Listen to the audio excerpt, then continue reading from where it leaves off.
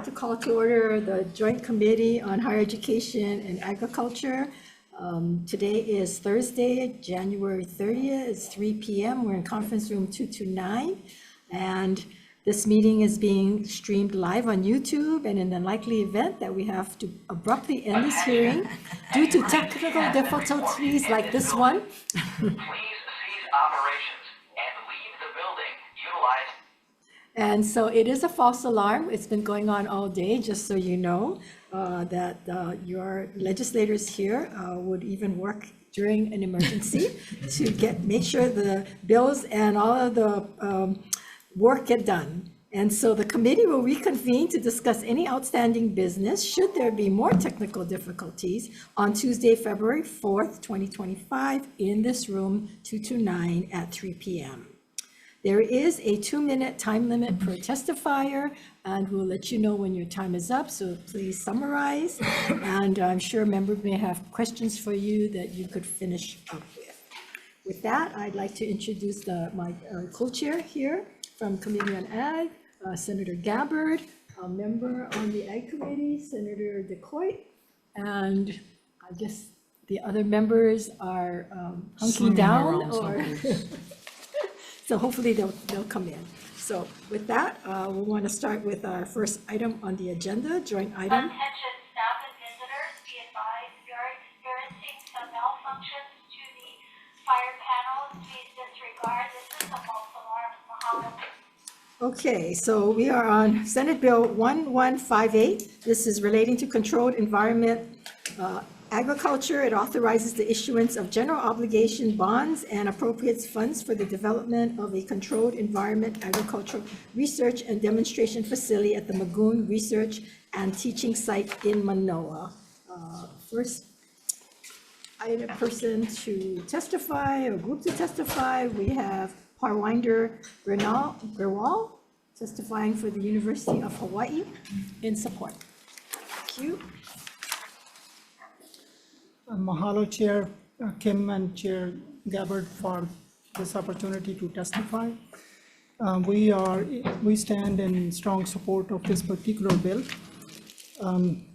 As you know, that controlled environment agriculture is a critical need for Hawaii to build its food resilience. A single disaster like the one we are predicting right now, a big rain can devastate the entire season's effort of a crop that is outdoors. In order to have some sustainability in that respect, and also certain crops that can only be grown better, like lettuce and others that our regional kitchens are going to be needing, this is an essential, a program.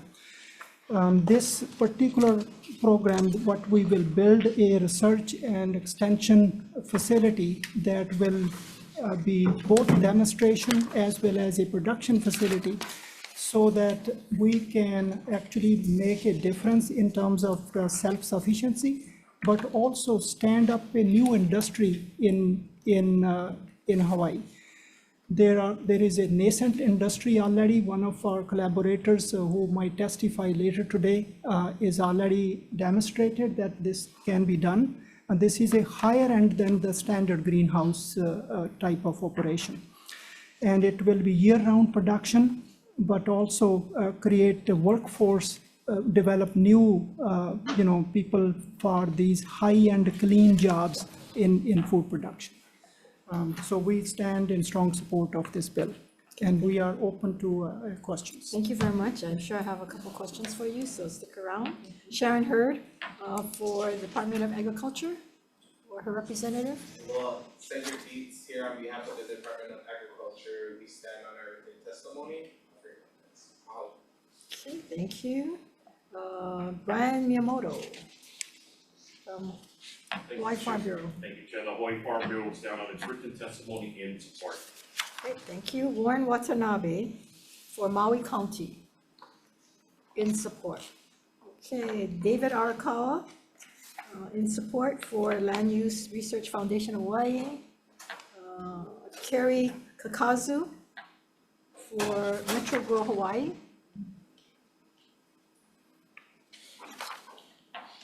Welcome. Thank you, Chair Kim and Gabbard. I am the owner and president of Metro Grow Hawaii, first vertical farm in the state, and I stand in strong support of this measure. I just want to add written testimony submitted also. I want to add that I think this is such a great fit for Hawaii. We're in a unique environment and situation, whereas Dean mentioned, food security is such an important matter. We can't expect to just call the next state and tell us to send over some vegetables. So we really need to make sure we ensure that we have all the agricultural technologies available to produce our own food efficiently. Also, I think we have an opportunity as a very unique environment. Our energy costs are so high. We have a different kind of climate than a lot of this kind of farms on the continent. So it's a good opportunity for us to be a leader in that area where a small tropical-based economy can do this kind of research also. And so I look forward to the day that we can invite other people to come here and show them a model example of what can be done. Thank you. Thank you very much. We have Eric Tanoi from the Hawaii Floral Culture and Nursery Association in support, Ronald Weidenbach, Aquaculture and Aquaponics Association in support, Earl Yamamoto online. Do we have him on Yes, Zoom? they're available online. Okay.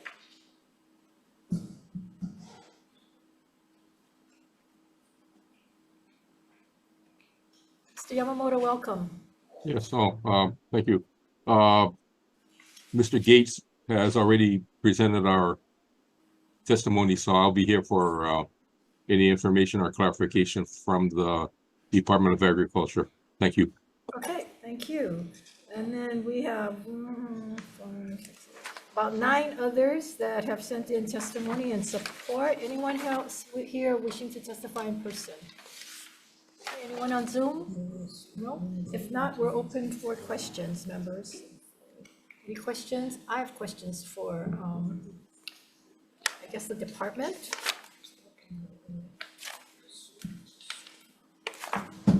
Oh, University of Hawaii, sorry, University of Hawaii. So this facility, we're putting a Magoon Research Teaching Site. Right. What's on there now? Right now, there is a old building, which is condemned building next to the ravine. And we hope to demolish that building and create this facility over there, because this way we have a great opportunity for our students to just go in between their classes to contribute to the development of the workforce. And also research easier for our faculty there. And this is also a demonstration piece for urban locations, because these facilities really fit in urban areas and closer to less transportation and all of that. Is this something that you folks initiated in your budget and was it put out, or is this is just a legislative initiative? This is just a legislative initiative. We did not put that into our budget at this So time. is this a priority for the university? It is a big priority for CTAR, and it fits in, my personal goal as a new dean for the college is to bring all our college resources to move the needle on food and agricultural self-sufficiency for Hawaii. That's the major goal, to focus on Hawaii-centric work, research, and everything else. And this piece fits right in, and it also takes us to a new level, creating this new industry right here where we could get engineers and others to be part of the food and agriculture business. Well, I agree that I think that our ag industry needs a lot of support and we need to do more. But when I look at the last line of your folks' testimony, and you folks say this in almost all your testimony, is that you folks support this provided that the passage does not replace or adversely impact priorities as indicated by a Board of Regents approved budget. So you know that the pie is only so big, right? And you know that if we give money at some point, somebody else, we got to take it from somebody else. So from your university budget, and that's why it's important that we know what the priorities are of the university as you guys come forward, because it's very easy to support something, but to where the money's going to come from and who do we take it from is always something that we have to look at. Right, I totally agree. And we also have to abide by our leadership, our line, as we abide by you, what you recommend, what you suggest. same thing, we also Yeah. respect our I just leadership. hope that the university looks at the broader picture, because it seems like they're not in touch with what's actually going on the lower levels as to what's important in the community. And so the budget reflects a bigger, higher up, type of priorities, when on the lower level, those priorities are not being factored into the budget. Yeah. And that's the one good thing in Hawaii, is that you have these kinds of mechanisms for those kinds of projects to be heard. Okay. Chair, do you- Yeah, I may have missed it, but what is the requested appropriation you're looking for this project? A total of $6 million. It will include the demolition of the building that's there right now, and then creating this facility. It will also have instruments, technology and multi-story, vertical farm for production. Thank you.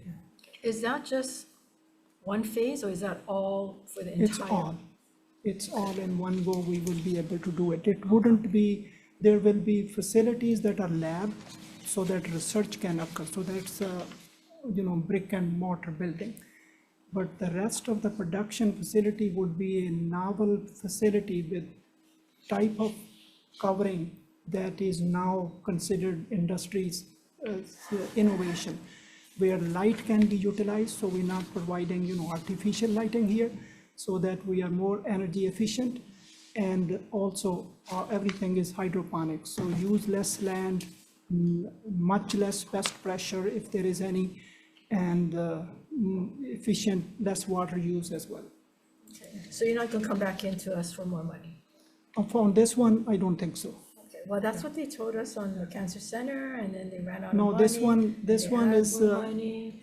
They told us that for Sinclair, and they ended up using 15 million out of the RIM fund. So I'm just saying that there's a reputation at the university that you folks' numbers aren't good, and then you guys come back, they don't keep money for the debt service, so now they're coming in, they want money for the debt service, so. yeah, that's true. In this case, this is one of my personal top priorities to Okay. move the needle, right? So this one, I am committed to supporting it further. One major departure we would have in this is we are considering a private partnership, so that this facility can also be a production facility simultaneously, so that the training of the students is at that commercial scale. And also, we are contributing to the food self-sufficiency right here. Okay, and how long do you think it's gonna take to build this out?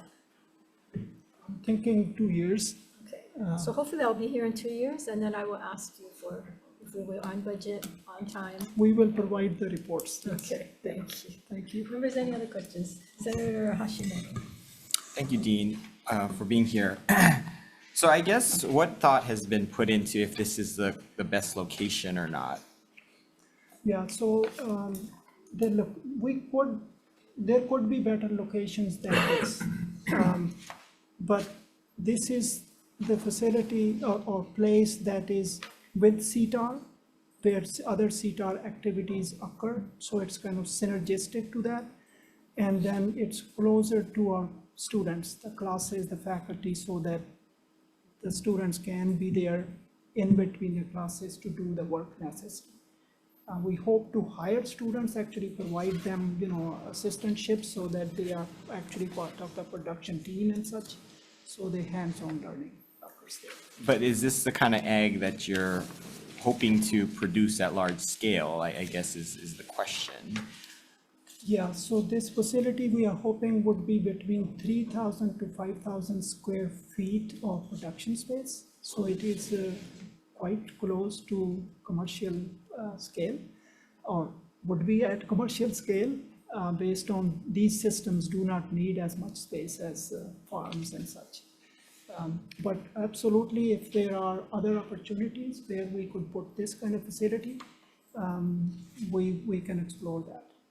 Well, I guess why I asked the question is because I think what we need to understand really is what is the broader strategy of where CTAR is trying to go. I think if you hear from a lot of people in the industry, they have not said necessarily nice things about CTAR in terms of your pipeline, right? And so I think what the hope is, and what I hope this begins to get to, is making sure that that pipeline is fulfilled. Like, you're actually delivering people that will help the farmers do what they need to do, and it's in the right location, because if they don't have the right skills, then it's useless that we start building these facilities and rethinking CTAR, right? I think in some respects, some people will ask, well, why aren't you looking at other places on Oahu? Because that's where the egg is. It's not in Manoa, right? The production facilities aren't in Manoa. It's not like we're going to scale up in Manoa. But I hope you have that understanding. I get just coming from creative media, having that hearing, we do understand that we better watch where we put buildings, or else it might be empty. So I think we need to think about that as well. But I think from the broader perspective of where you're trying to lead CTAR, I think that really needs to be honed in on in terms of where we're trying to go. So hopefully you have that all thought out. I'd love to see the plan, because I think CTAR is extremely important if we're going to have food sustainability, but I think we have not been successful in the past. So I think we want to change that. I totally agree with you. And on my tour as a new dean coming in, meeting with almost 100% of my faculty one-on-one, and a whole number of stakeholders on all islands, I've heard a lot of things, and we are implementing some serious changes moving forward. And in the next bill, I'll share our plans, how we will work with our stations that are on different islands, different places, how we will transform them as hubs of local innovation and community prosperity. And yes, you are absolutely right. CTAR was contributing a lot in the past, but in last 20-30 years, it has declined. And I agree with your judgment. And moving forward, we have to make those changes. Thank you for being here. Manoa is congested as it is, and if you're looking at something like 3,000 to 5,000 square feet, if you're looking at an expansion of commercial, I cannot see that, even if it's hydroponics. So you talk about the other islands with CTAR, and I'm going to tell you, it doesn't have a good taste in my mouth at all, because the demise of the outreach and what they've done haven't been so great. Same thing when we had the prior Dean Comerford. Great plans, execution never occurred. So how are you gonna change the trajectory? In other words, do you have a proof of concept going forward? And it's not that I don't support agriculture. I think I've been one of the biggest supporters of agriculture myself, and I know the challenges. But I gotta know, when we're in a time of pinching pennies, am I putting my money where I actually gonna help those farmers and they're gonna expand off into commercialization? Yes. From here on out, you will hear so much from me, and all my internal resources, we are moving in the direction that the entire state is properly served. Our stations are not neglected. We will focus on every island. When the last time you've been to the Molokai station? Molokai, I have not yet visited. You need to go check it out. Yes. Between you guys and the Department of Ag, you guys got the worst stations around. Yeah. It has deteriorated. They got a brand new building, and it looks like it is really bad. Yeah. And the positions that are there, you guys have hired for that area, but you guys have taken them to the other islands, which using them on different islands to help others when they need the help there. So I'm gonna just say this, you need to go check it out, because in a place where there's a lot of land, the output is Yes. that much. I am with you. I am with you. Being a farmer myself, I grew up on a farm. I really do see that we do need to make a change. I'm very open about it. Some of my faculty might say we have to do research which is open-ended. There may be something I coming out think we of get it. plenty of research, we just gotta execute there. Exactly. So correct. And we have actually started an internal grants program using our own funds to motivate faculty to work on the stations. provide funding for them to actually do the work that is needed. So, you know, within this research and stuff, one of the challenges I've had with UH was testing. Yeah. Soil sample, pest sample. You're looking at incorporating that into this facility as well? Into the next build, yes, we are proposing to restart the soil testing lab, because based on what stakeholders have told me, we should not have closed that lab. And we are going to start that, and we have the instruments needed for that. By adding staff, we can be more efficient, because we need to deliver the It's the results most within important 48 thing you hours. need in that facility. Right. Very quickly, we need to get the results. I would hope that you would incorporate it in this first part, because if I don't know what I'm treating or what my soil sample does, I can wipe out an entire crop. I can get one result fast if I send it to the mainland in 24 hours. Right. I take it to you guys hold them, and then you guys send them, and I get them back 30 days later, and I'm gone. No, that's not, that should not have happened. So you're gonna commit to looking at infusing that here, the soils, the testing Correct. facility? Yeah, maybe not as part of this particular project, but using my internal funds, I'm already committed to restarting the soil lab. I have already made that commitment. In order for me to make it more efficient, I would request adding staff to it. That's the only thing, because I cannot hear from stakeholders, then we're not meeting our land grant mission. Okay, Yes, thank it's you. gonna cost us. Thank you, Chair. Members, any other questions? If not, I'm going to recess the joint committee meeting and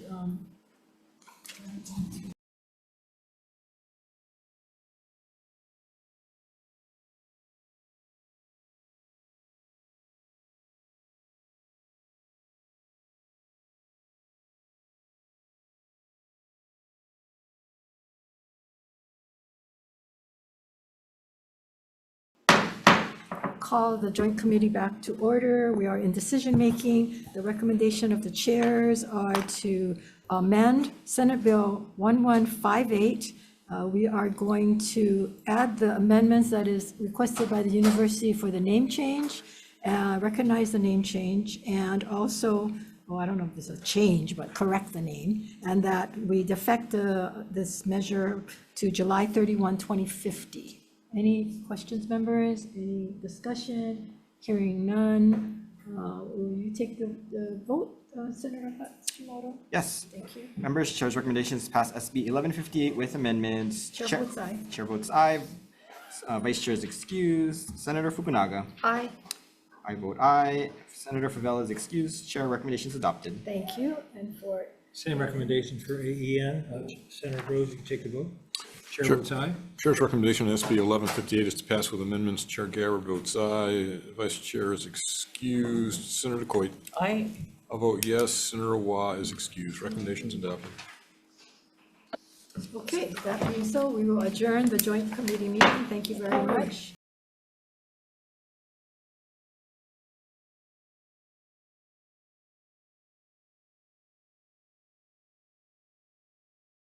We'll call to order the Committee on Higher Education for our 305 agenda item. We are still in room 229, and we're starting out with Senate Bill 663 relating to the University of Hawaii College of Tropical Agriculture and Human Resources.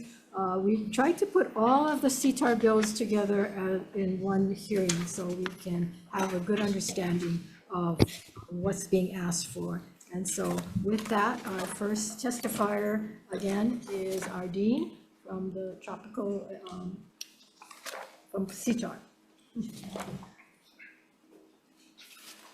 Mahalo, Senator and Chair Kim, for the opportunity to testify in support of this bill. As you know, the CTAR research and agriculture experiment stations are key to generating locally relevant information for farmers, for all kinds of egg production, pest management approaches, and all that is farming. But our work is hampered right now because we do not have enough egg technicians. We are short by 34. I have made my analysis since 2005. We've been declining in the number of tech positions. So in this bill, we are only requesting 8 because, as Senator Kim pointed out early on, there are so many, it's the same amount of money that we compete for. And we think that with 8, we will be at a much better place to move. And with the new approach that we have to managing these stations, we will be able to garner additional grants for our work. Because we hope to build these stations as community engaged and operate them using some entrepreneurial approaches as well. Our goal is to build them as hubs of local innovation and community prosperity. For that, we are requesting 4 community coordinator positions, that is 1 per county, so that our deep engagement with local community can occur. That deeper engagement is bidirectional, that our faculty and community leaders work together to co-envision and co-develop solutions to local problems. That way, we are actually expanding the land grant mission. In addition to farming, there could be other problems that the local community identifies, and whatever our faculty can do or bring other university resources to bear to help these local communities wherever our stations are. With this request, we are also not asking for money, but this summer we are starting a new summer research program for high school students and undergraduate students and community college students that will be engaged in agricultural research with their extension agents, with their faculty, so that they can get the taste of it, how agricultural science works. And it will be also towards the workforce development and towards giving them opportunity to the university's resources on islands. That is a brand new initiative and it's going to cost us, but we are ready using our internal funds to make that happen. The other piece we are developing is a 3-year undergraduate degree. Learn by doing design. The students will be based on all our centers, care stations. So they don't have to come to Manoa and pay for the residential costs and everything. Our faculty will develop courses that will be delivered online, modules, but much learning will occur practically on our stations where teams of students work under the mentorship of our faculty, our farm managers, our Go Farm coaches, and so on, so that they are ready to become food and agriculture farming entrepreneurs, so that they can be those modern farmers that we are looking for. That's a 3-year new degree in collaboration with all community colleges. We just had a meeting today, took a second step on towards the development of this new degree, first in the nation, 3-year degree program, first in the nation. To the building, Thank you. utilizing the nearest exit or fire exit stairway. Okay, we have testimony from Eric Tanoy, Nicole Galassi in support, Brian Miyamoto, he's here.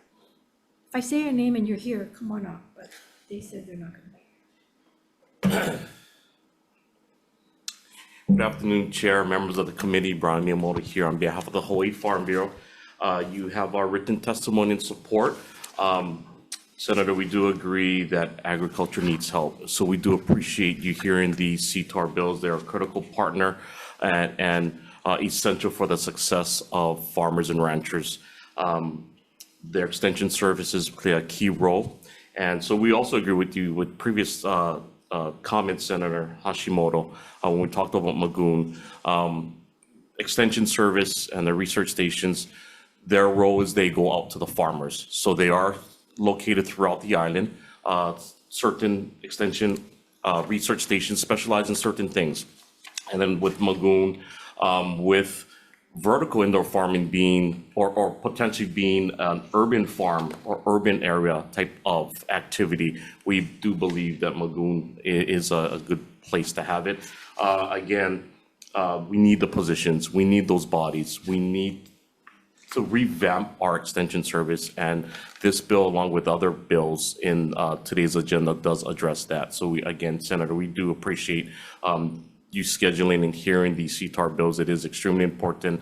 Our Farm Bill members had voted on many of these measures as priorities for the Farm Bureau, for the ranchers and the farmers here in the state of Hawaii. So thank you for the opportunity to testify. Stick around in case there's questions. Yes. Okay. There are 11 others in support. Anyone here wishing to testify on this measure? Anyone online wishing? Okay, if not, questions. So I guess, Dean, if you will come forward. Okay. So Dean, one of the questions, and I think it'll cover the other bills as well. So we gave you positions last year, correct? So what are the positions, and I have a list of positions, and I'm not sure over the years, but I also have the vacancy table, and I see a lot of research tech vacancies, extension agents vacancies, a whole number of them. So have you folks looked at all of these positions and that we could use these positions instead of getting 8 brand new positions? So last year, the positions that we got, those are extension agents. Right. Those are spread out on different islands. But you're And- asking for 4, right, on spread out to the islands? Correct. Those are now APT positions, which are staff positions. So last year were faculty extension positions. And those are currently, we are recruiting all of them at different levels of the process that is going on, because it's a national recruitment. We go through that. It takes us usually more than a semester, and we are going through all of that. And by the end of this year, we would have most likely all 5 positions filled. That said, the positions that you are looking at, that you're seeing vacancies, within our college, we do not have many vacancies. There are few vacancies that are there that in some cases we struggle to fill ag tech position because of civil service. It just takes time for us to fill those positions. But that said, we just can't be without people. And as I mentioned early on, we are down 34 positions, and we are only asking 8 in this particular request. Okay, so I don't know what the difference with this agricultural research tech positions that you have here. You got Tech 4, Tech 5, Tech 6, Tech 3. How is that different from what you're asking for? They wouldn't be different per se, but it is, if any vacancies that we have, we are also in the process of filling those positions. A number of those positions, my associate dean in extension can confirm that they are at different stages of filling. Some of them are with civil service being posted or not posted, or applications being sent to us for review. Well, some of them are saying, I mean, there have been vacant since 2020, and it says will not be utilizing N position counts. So I'm not sure if you can take those positions and reclassify them, but you've also got other positions that have A funds, and then you have extension agents. So, and you have county extension agents. That's been vacant since 3/1/16 and 10/19. Okay, So- two explanations, if I may. The N positions, there is a error of sorts in this, that this is not a true count.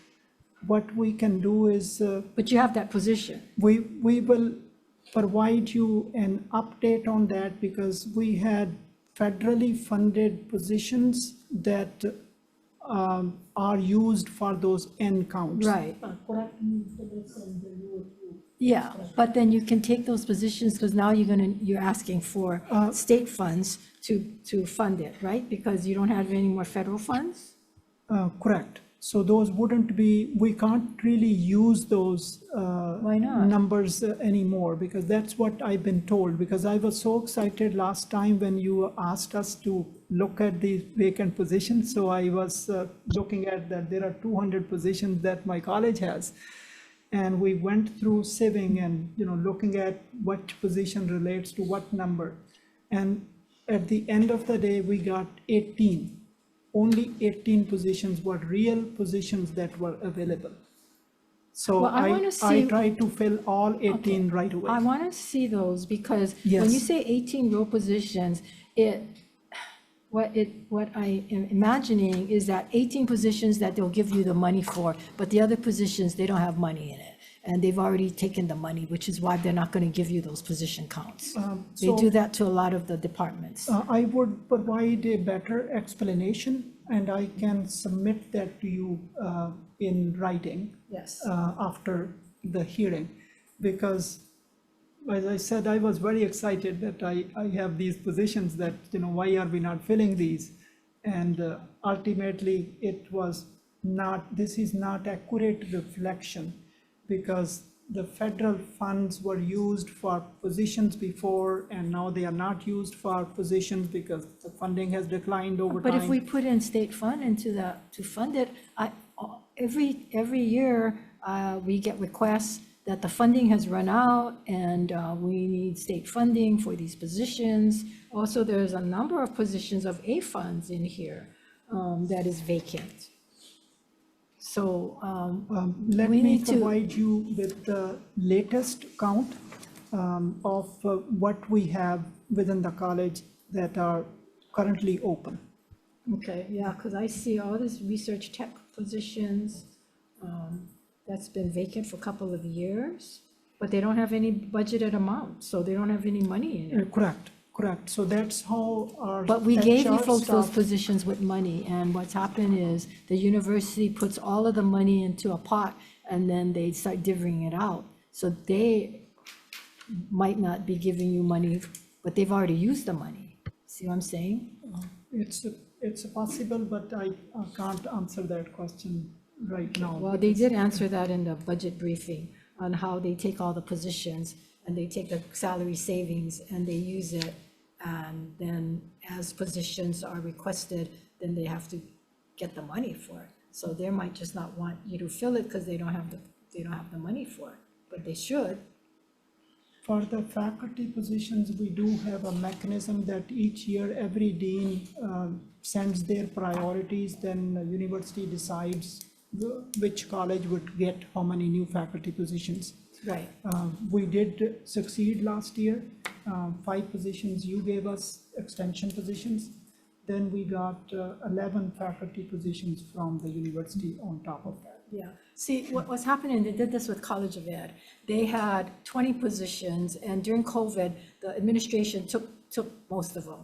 And then when they needed more positions, they only gave them back 7. So they were short, like 6 or 8 positions. So they came back for new positions, and I said, well, why are we gonna give you new positions when you had all the positions? Well, then systems or whoever took it, and they wouldn't give it back because they utilized the monies. So that's what they do, and that's what is troubling, because we give you the positions and then they take it and then they kind of force you to come in and ask us for new positions so that they can keep the money from all the positions. And that's a way of getting more and more positions without having to be in official budget. And so this vacancy list continues to grow. And then you add in 8 more positions, and at some point, if you can't fill all those positions, it'll go into the vacancy, and at some point, they're gonna scoop the money from that vacant position and then force you to come back in next year or the year after that and ask me for more positions. One thing that I did learn, this is my 11th month on the job, that anything that you provide, you write it in the bill. That they cannot take away from, for whatever unit you have given those to. No, but That if has it's a happened. position count and if it's a position with money in it, they can take salary savings, vacancy savings. So if you don't fill it, it'll become a vacant position and it becomes vacant savings. And one more thing, if They I don't can. take the position, they Yeah. leave it there, but they take the money. The, correct me if I'm wrong, I believe that that money actually stays with the college. If we are not filling the position, then if I need to make any changes, if we are hiring somebody, we need to give higher salary, we use those funds for Right, that you use that purpose. fund for the higher salary, but that position now is less that money. So that position cannot be filled because you've taken the money and used it for something else. It is for that short term, Well, but not necessarily always a short term. I'm just telling you that's the policy and how it's going. That's why we raise concerns about why aren't you guys filling your vacancies? And if you can't fill it and you're asking us for more positions, and then how are you gonna fill these positions? yeah, I will definitely provide you with additional information on what vacancies we do have in the college, and that is, I can assure you that I did not find that many because of whatever has happened in the past. These N counts are not real positions, they are not, there is no money in There's them. no such thing as they're not real positions. They are real positions, but that they've taken the salary savings, and so that's why they're not letting you use that position. They forced you to come in and ask us, is this in the budget? These positions are asked for in the budget? No. No. So, This is because I am doing my analysis on all my stations Okay. and working with all our staff okay. to see what we need to move the needle. But don't they ask you in the beginning when they're doing the budgets to what your college needs or what your program needs, and you put in the request? Right, And it so- goes before Board of Regents? So they only ask us for the faculty positions. And faculty positions, we do have a process every year that we can request. Yes, if some faculty member retires, that position returns to the university. So it goes to a pool. And then out of that pool, we compete. It could go to any college. Yes, that is true. That is the new system. But still, if I can make a good case for it, and yes, we can be successful. Yeah, but see, that's the problem. Every college is making a good case, okay? Right. Including the community colleges. And so when we agree with your good case, and we do often, and we've done it with the community colleges, then the systems, they get mad at us and they write nasty columns about how we only took care of the community colleges and we didn't take care of Manoa, and there's no rhyme or reason because Manoa has X amount of students, X amount of square footage. And so that's what they do. They make all these in the media and go after us because we're not listening to them. But we're hearing from the line people, which is what I said, it doesn't necessarily reflect the university's priorities, necessarily reflect what's going on in the community. And so you folks need to make your points to the regents, and it's troubling that they only let you do faculty and that all these other positions are not being funded or part of the university's budget. And as a result, this budget gets wacky because what is the priorities, right? Yeah, so right now, all the APT positions, there is no APT position available for me to get from the university. We've been told that every college has a certain number of APTs. If somebody leaves, we can refill that APT position, but we don't have within the university to get any new APT position. Did you ask them how many specialist positions they have that's open? Because what happened over the years is they started out with specialists that don't teach, okay? And it's supposed to be APTs, and the union got involved, and so then they had to go, and that's why the other colleges cannot have specialists, although they do. You know, they're not supposed to, if you look at the Regents policy, they did away with AP specialists, except Manoa has existing specialists. But a lot of the positions that are as specialists are really APT positions. It's just, it's been grandfathered in or it continues to stay on there. But they're supposed to be APT positions. That is a possibility, but I don't know for sure. Specialist title has been used in agriculture college as well. Our specialist is defined this way. This is a person with a split research and extension appointment.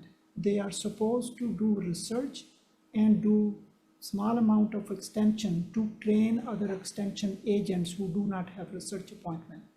So that is what we called specialists in the past. And They that's are another, 11-month that's another appointments. problem, because UH doesn't have a consistent definition across the university for specialists. And they used to have 7 different classifications. And with our urging, and finally they're back down to faculty and so forth. So now, but the specialist is still hanging out there. Right. That needs to be defined so that it's across the board on what specialists in your department, specialists, they're all supposed to be ATPs, technically. Right, you have already Or APTs. succeeded on that, because the university had to go through reclassification. We are all told we have done reclassification. Moving forward, we will not have a specialist in my Okay, they college. did tell you also. that. No specialist.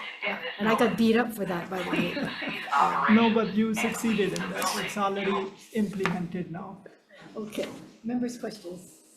Shimura. So what was your conclusion when you figured out that you only had these certain amount of positions that you could actually fill? Like are you cleaning up your books, or are you, because I would assume that if you have the actual, position, the money had to have gone somewhere. Did you not try and get the money back? I was told that these are only so many positions that I really have out of this, because there is some kind of, that's why I want to provide you with the university's explanation as to what has happened there. What is N count, why it is not a state count, where this N positions came from and how it happened. Well, at least you should give us an accurate count of what is actually Absolutely, there. correct. So because you're new, I'm just wondering what your process was, because I think that's how we would approach it too, is, we should kind of know, like, what is the explanation for, so you have all these positions that you found out you couldn't use. It was told to you that, what? Yeah, that we only have these 18 So you positions. need G funds or AA funds then, Correct, general funds. Correct. So you can't use any of the N funds. correct. Okay. And funds were in the past through federal grants or whatever. And they just leave it on the books. Correct. So is the intent of this to do some trade-off transfers with the N funds to A funds? Or are you just leaving the N funds on the books, and we're just gonna have these positions there forever? Yeah, because out of those, I only had 18, right? Some of them were APT, some of them were faculty, that were searches were going on and so on. But that is a pseudo count, that's what I can say right now. And I will provide. So why don't you go and clean it up then, so at least we Correct, have a better. We should. Okay, so you're gonna I thought- submit a redone position of what actually you have and what is fake? Because you should just get rid of the positions that if you're never gonna Then we can, fund them. then we can scoop it and delete it all. Yes, that's what we can provide, and Okay. then the action can be taken. Because I think Correct. if you look from our perspective, when you look at this and you pull the vacancy report and you're just like, all these vacant positions, what the heck, right? And then if we can get a better picture, then maybe it's easier for you to show us a measure of success, Exactly. right? You are absolutely right. Okay, well, I mean, I think it's good because as I said, you're new, you have new fresh perspective. You're not, the same old over the years. So at least you can verbalize this to us. Because at the end of the day, we just got to know where everything is. And sometimes it's like, I think our chair does a lot of homework, but it's like when we don't look at it in that detail, we're just kind of taking it from face value. So thank you. But just to add on to that, there's a lot of A funding positions that are vacant too. So I'd be interested, so, your provost should be here. He should be answering these questions, because he can tell you one thing, but then when we ask him in budget briefings, or we ask him, we get a different answer. So, we need to be on the same page on these things. So before we give you the positions, we need to figure this out.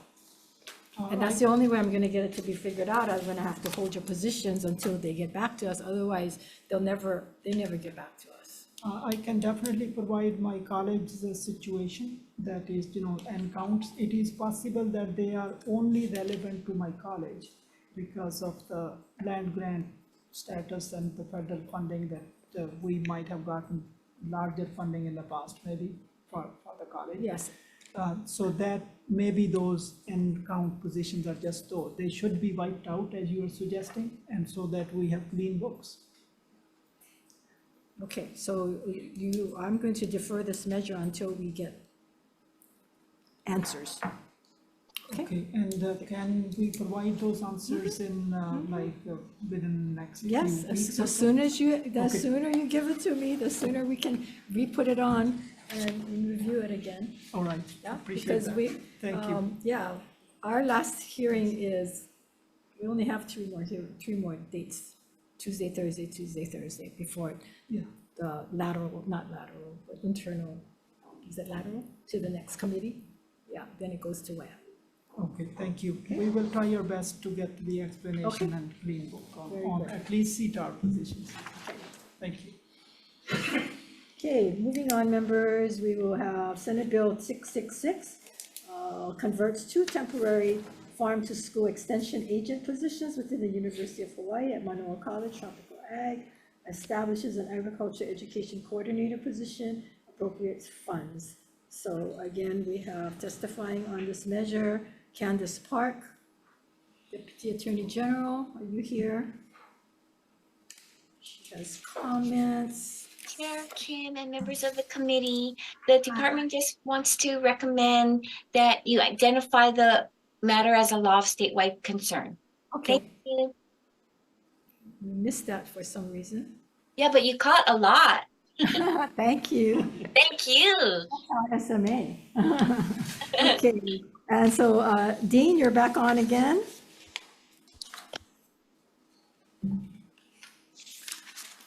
Thank you again for the opportunity. We do support this bill because we do have two temporary employees funded in temporary positions that are working in this area. And we would like them to be continuing and adding a position which would be the educational coordinator. It is an investment in our keiki, which is to enhance their knowledge about food, our food systems, and also looking at the local food systems overall. And it also serves another purpose, is to continue a pipeline, that is those students who get excited about agriculture could be our future, professionals would be in the workforce. An emergency has been reported in this building. And so we are in support of this bill. Okay, thank you. Thank you. Kavika Kahiapo, did I say it correctly? Kahiapo. Chair Kim, members of the committee. My name is Kavika Kahiapo. I am part of Hawaii Public Health Institute and representing Hawaii Farm to Schools Network. I'm also the Hawaii Youth Food Council advisor. We are in strong support of this bill. These positions are essential to advancing coordinated statewide approach to offering students regular and equitable access to agriculture and food system education. This type of quality education will advance Hawaii food security and food self-sufficiency through the development of ag educators and future farmers. These positions will also help to meet the purpose of Act 175, getting Hawaii, the state of Hawaii, 30% local procurement by 2030. Thank you very much. Thank you. Okay, Brian.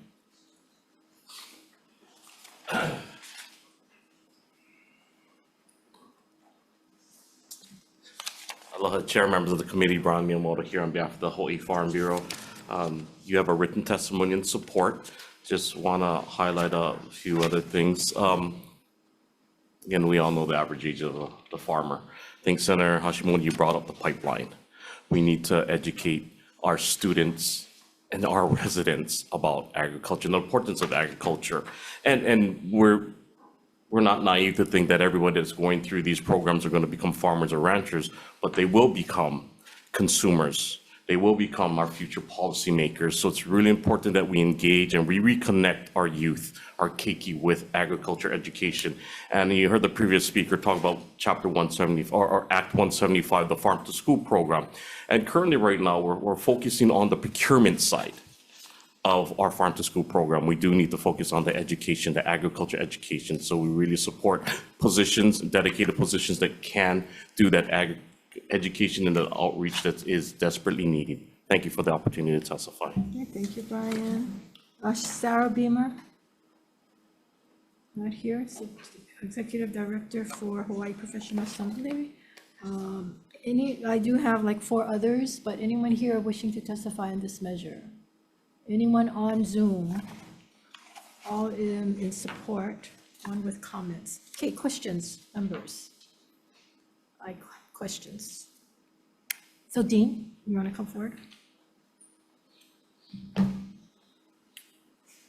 Okay, 2 temporary farm agents positions. So the temporary positions, there are no vacant positions that they can get into?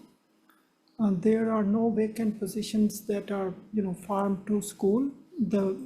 We actually do not have extension agent vacant positions that we are not recruiting right now. I mean, you may see that on that list, but we are after every position and we are filling them. So what's an assistant extension position? Assistant. Could you explain, Jeremy? Assistant Extension agent, assistant extension agent, there are quite a number of them. Assistant. Aloha chairs, members of the committee, Jeremy Elliott Engel, Associate Dean for Cooperative Extension with CTAR. So the assistant is referring to the rank, whether junior, assistant, associate. So it's just a level of faculty. And that changes a little bit about their performance and the longevity that they have and experience that they have in that work. And how does these positions differ? It's not that they necessarily differ on the assistant or associate rank, is that the area of focus of the work.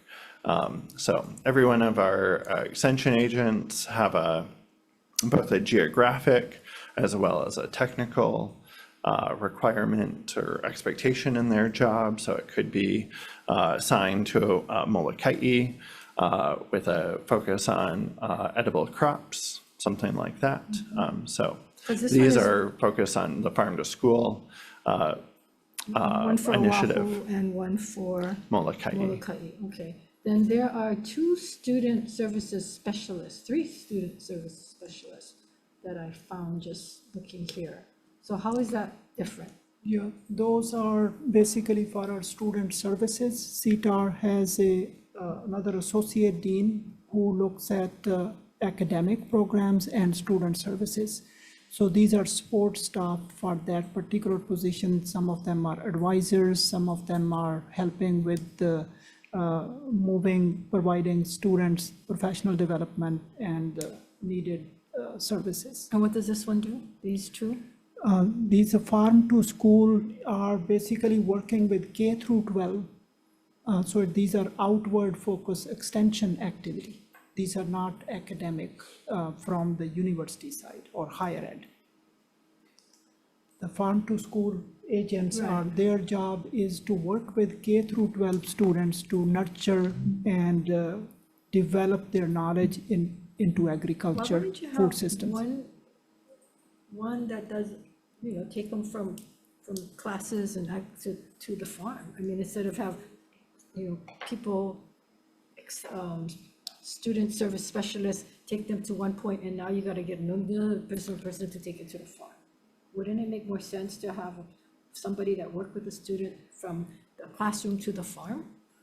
No, these student services, they are for our undergraduate students. This is higher education area, whereas farm to school works with K through 12 students only.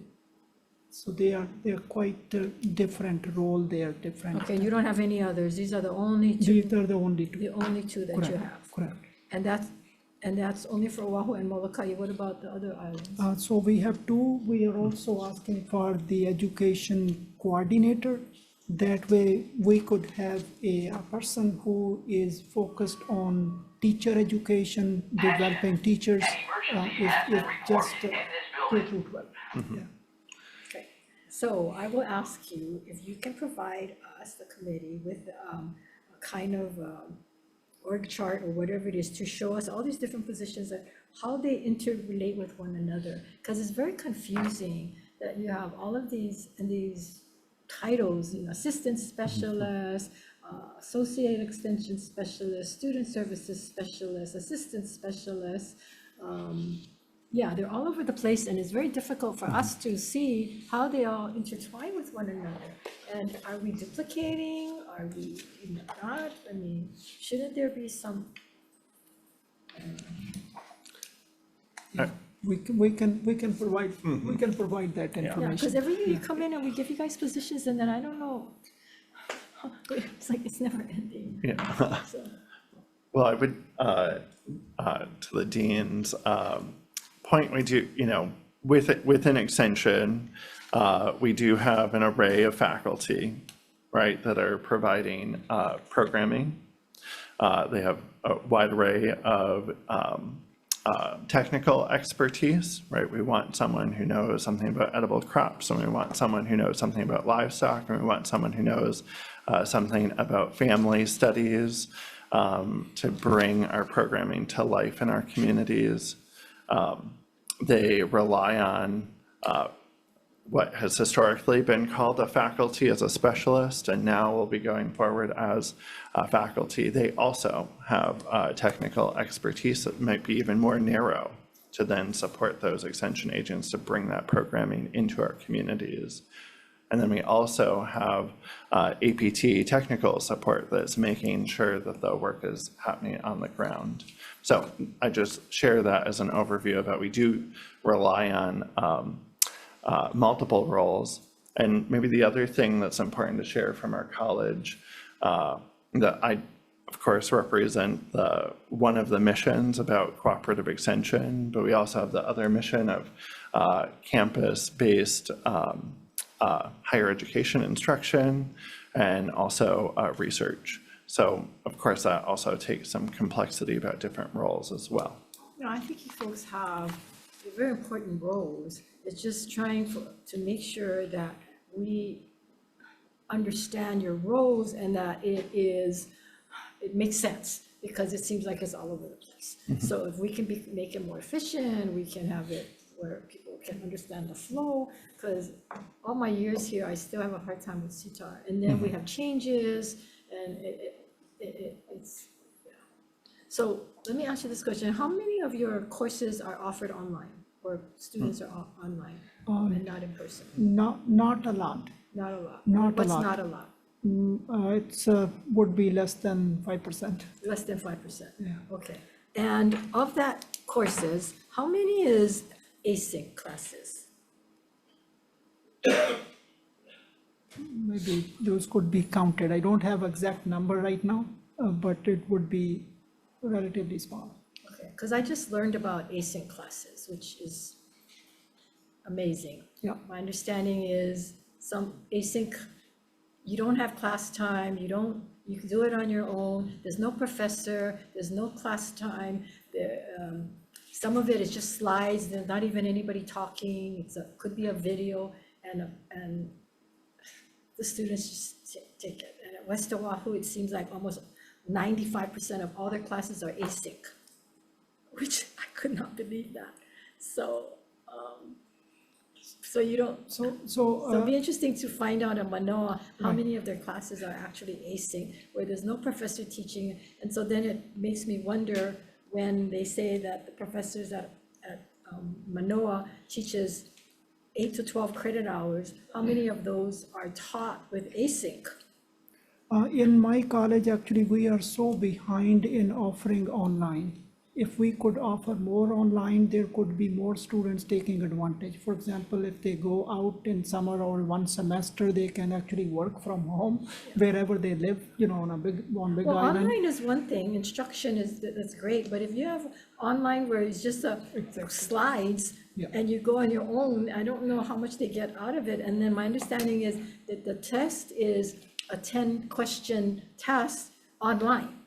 So you don't know how much they actually got because they're at home online looking it up, or I'm not sure how they do it. Because Yeah. it's not proctored, from what I Correct. understand, it's not proctored. You are right, in some respects, the online education has evolved substantially.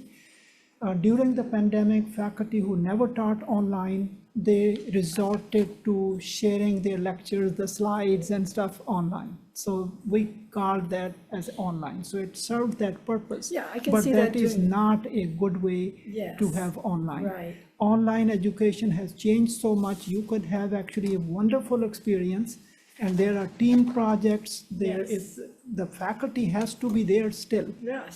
They open, but student can make progress on their own time.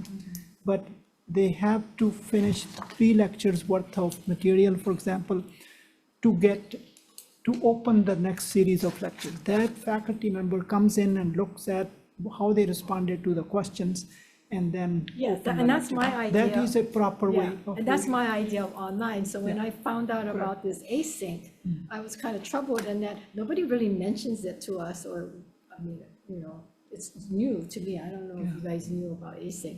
But then, yeah, it's worrisome because, who's monitoring that? Who's monitoring that these courses are offered with async, and there's no proctor, there's no professor, there's no time.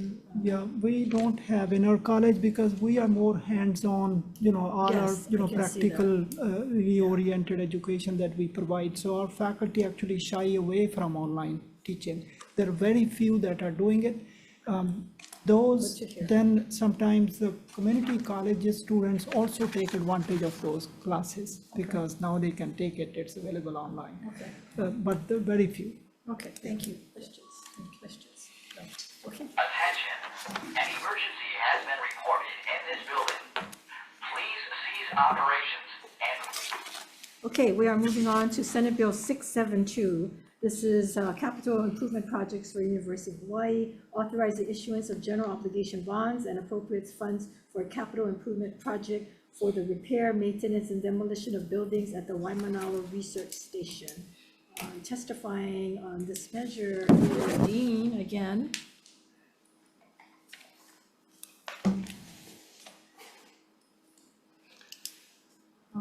Mahalo again, Chair Kim, for giving us the opportunity to share this particular program.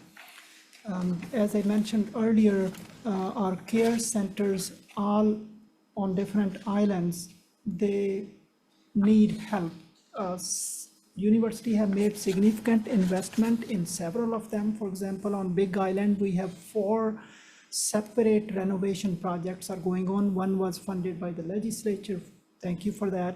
Others are funded through the university's projects. That said, Waimanalo Station has been serving the community since 1950. And the buildings there are, some of them are crumbling, some are in very bad shape. They need repairs. Some will have to be demolished because the assessment shows that they can no longer be saved. So we are requesting $4 million in repairs and renovation and demolition at that station. And the community engaged work that I mentioned earlier, that our new vision for building these care stations as hubs of local innovation and community prosperity, there the community decides, working with us, as to what should be the focus, what different problems we should be solving together. In that, this station, we started our first Talk Story events from Waimanalo. We felt that community needed help, and they identified food security and workforce development, a number of other priorities. So we, instead of asking you that give us money for repair of all our stations. We prioritized. We felt that we need to go for this particular one first. Let us see how we can build this new model of, making these stations as local hubs of innovation. And that's the reason we just focused on this one. But we do have an amendment for this bill. We request that you please consider that.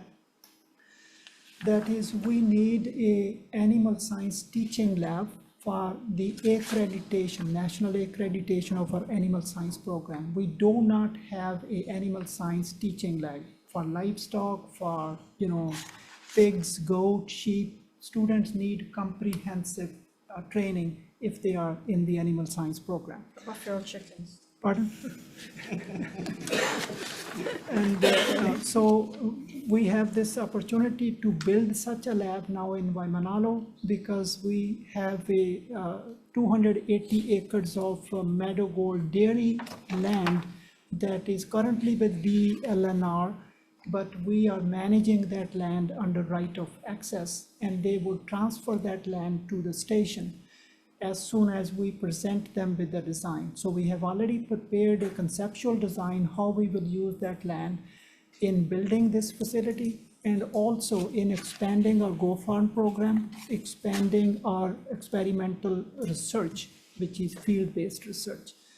And for that, the design phase of this additional work that we're proposing would be $1.5 million in design cost only. We did not think that it's a good idea to give you the entire project right now because we felt that we will go with the design phase of that so that we can demonstrate to our national accreditors that we are building this lab, so don't hurt us, don't hurt our students. We are on our way to be able to gain the accreditation. Okay, thank you. Thank you. Brian Miyamoto, Appreciate it. I have questions though for you.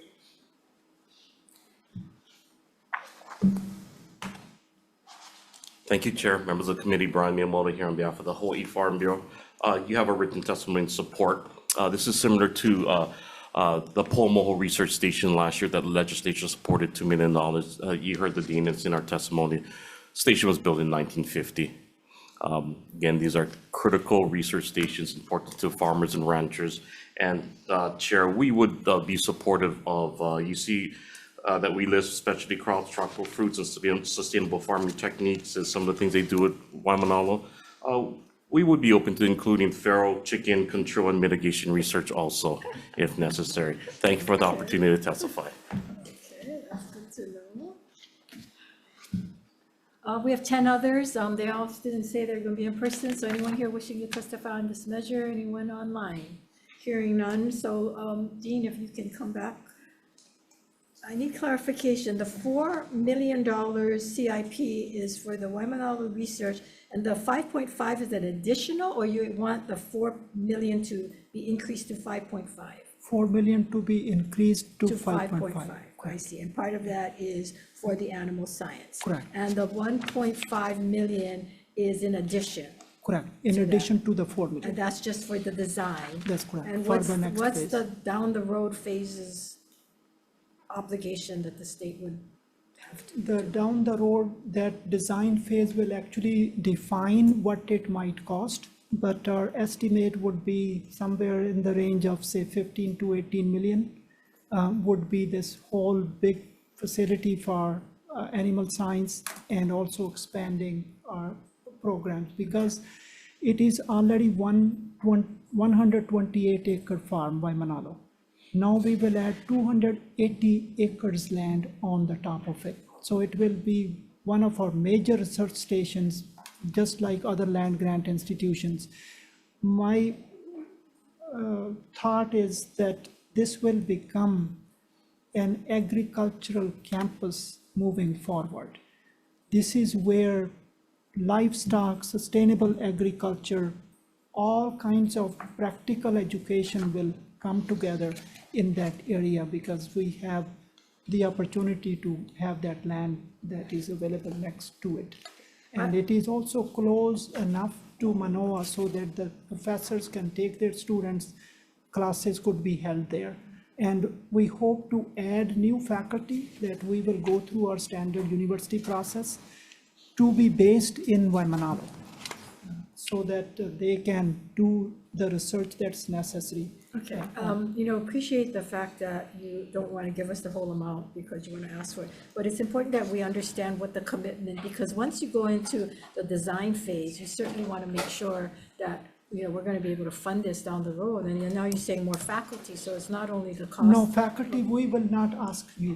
Okay. You won't ask us for that. That faculty, we will go through our standard university So process. wouldn't this $4 million for the research station CIP, shouldn't that be involved with the university in their CIP projects or the room projects?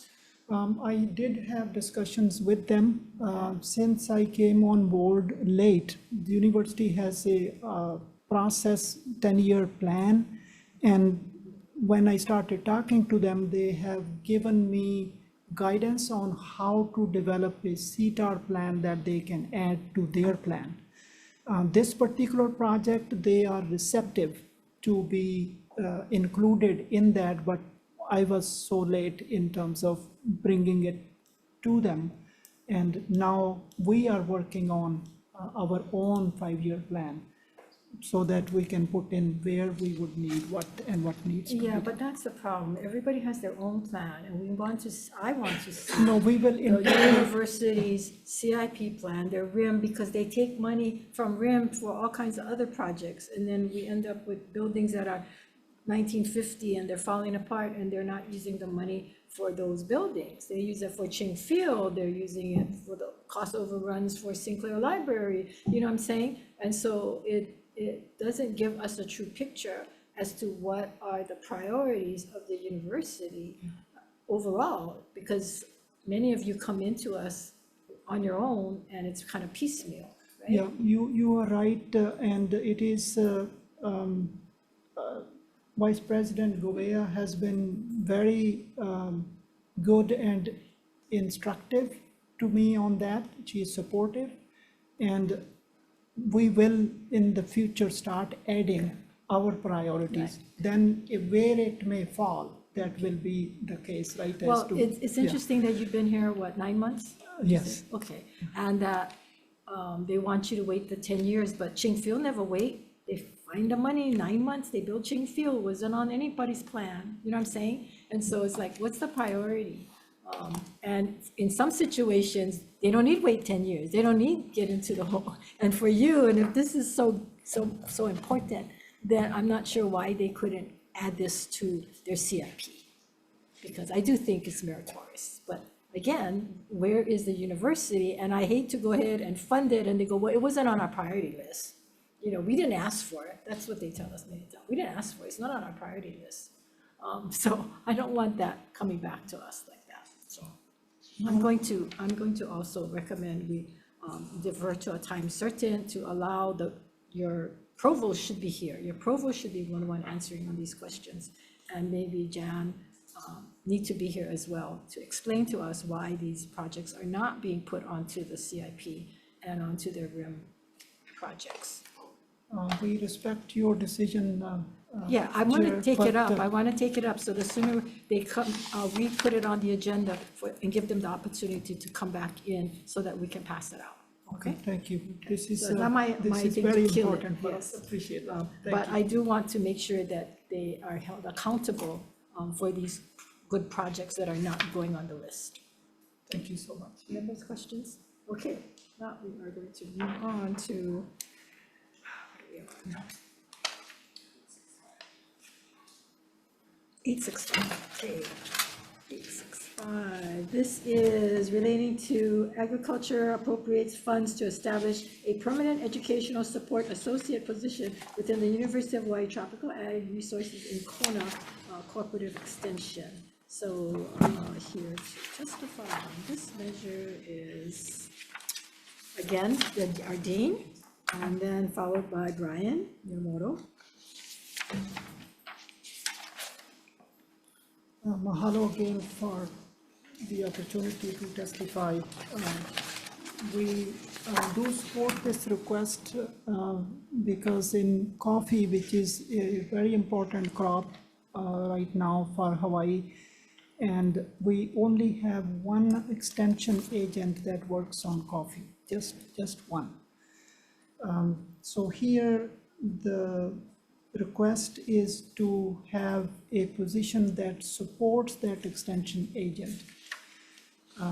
This is important.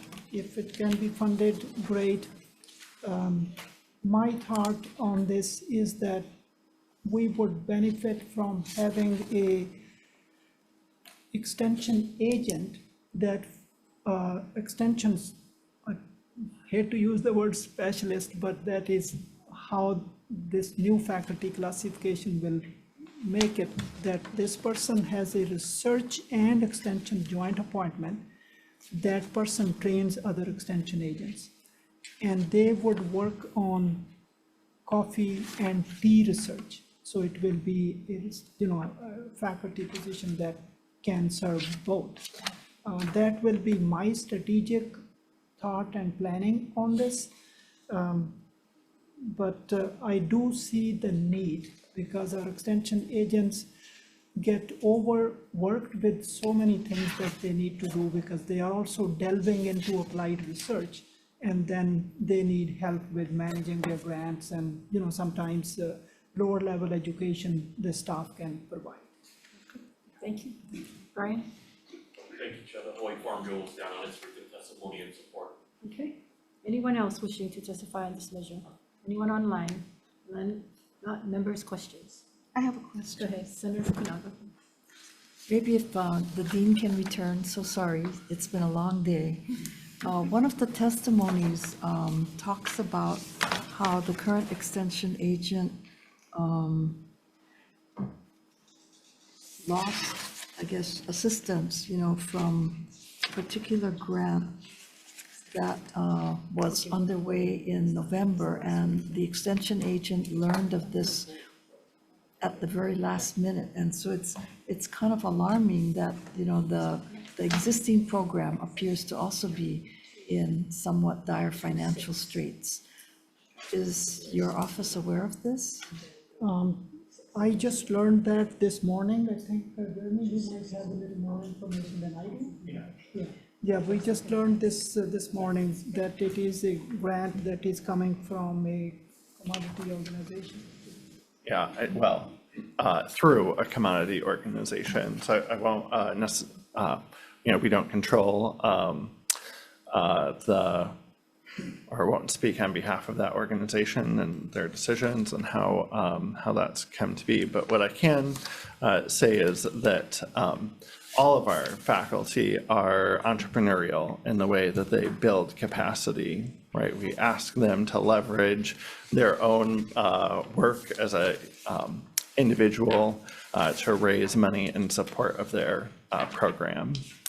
That's through grants contracts. And so that's the last part of your question about, is this person I'm not exactly sure how you characterize that, but that the program was at risk. So the one individual faculty is on G funds, on A count. They're a permanent tenure track faculty. No risk on that side. The risk is, of course, about the resources that they're using to extend the program. So we can't comment necessarily on the decisions made by the PI, but okay. yeah. So in instances where external partners may change directions, without warning, does the department have access to any kind of additional resources through, I guess, Manoa or, the system, so that, the good work that is being done is not put at risk through the unexpected departure of other organizations? Yeah. Right, so in those situations, we from the Dean's office do support every faculty member because sometimes the livelihood of people who we have hired depend on that. Although when we hire people on grants, we make a commitment 2 years, 3 years, things like that. But if in the middle of it, there is something like this happens, then we honor that commitment and try to find funding from within the college to support them. during those situations. Okay, so with respect to Manoa campus, was there any effort to provide your program with additional resources to offset some of the unexpected elimination or departure of that partnership? We have just learned this. I, in fact, got appraised of this today. Okay. And Jeremy might have known a day or two before. Yeah, then. right. Yeah. So we've not yet had those, conversations about internal need. What I would say is that there is a person who's providing support in what would likely be a similar role as this. They've been on soft money for a while, and so this similar request has come up over time. Obviously, there were extramural funds that have been supporting it, so we want that to happen, right? We want to have force expansion that way. So it's a new conversation, and we can have that again. And right now, it has happened before with some other projects. Sometimes every year we get some funding from USDA, from PBARC, from Big Island. They have their, one time, one of the grants was not submitted on time, therefore funding was not continued. But then we funded to continue that postdoctoral researcher with us during that year. So we would look at it carefully. Thank you. Yep. Thank you. Thank you very much. Okay, members, we're going to go right into decision making. The recommendation for the first bill, Senate Bill 663, this is for the positions, the 8-count, the 4-count. I'm going to recommend we defer to February 6th meeting, and that meeting is at 3 p.m. So we'll add that to our agenda, and we will send out emails to the provost and try to get the counts and everything. So you can get that information to us. Senate Bill 666 is the 2 temporary farm-to-school extension agents. Recommendation is to pass with amendments. We will correct the name. We will add the statewide language that the AG mentioned. We will make technical and non-substantive amendments, and we will defect the date to July 31st, 2015. Any questions, any comments? If not, Senator Hashimoto, if you will take the vote. All right, SB 666, recommendation of the chair is to pass with amendments. Chair? Chair votes aye. Chair votes aye. Vice Chair is excused. Senator Fukunaga? Aye. I vote aye. Senator Favela? Aye. Chair measures adopted. Thank you. Senate Bill 672, this is the one on the general obligation bonds and the CIP. Again, I am going to recommend deferring this measure and deferring it to February 6th agenda also, so that we can get more information regarding the RIM monies, regarding the CIP projects, from possibly the provost and from Jan Govea. So that, and Dean, I will hope that you are going to coordinate that. Also, okay, any objections, members, to that? Hearing none. Senate Bill 865 relating to the appropriating funds to establish a permanent educational support associate position for the Human Resources Kona Cooperative Extension. The recommendation is to amend. We're going to correct the name. Per Ways and Means, blank the appropriation amounts and defect the date and defect the effective date to July 31, 2050. Any questions, any discussions? Hearing none, Chair votes aye. All right, members, SB 865, recommendation of the chair is passed with amendments. Chair votes aye. Any members voting with reservations? Any members voting no? With all others voting aye and noting the excusal of Senator Kidani, your measure is adopted. Okay, we are adjourned. Thank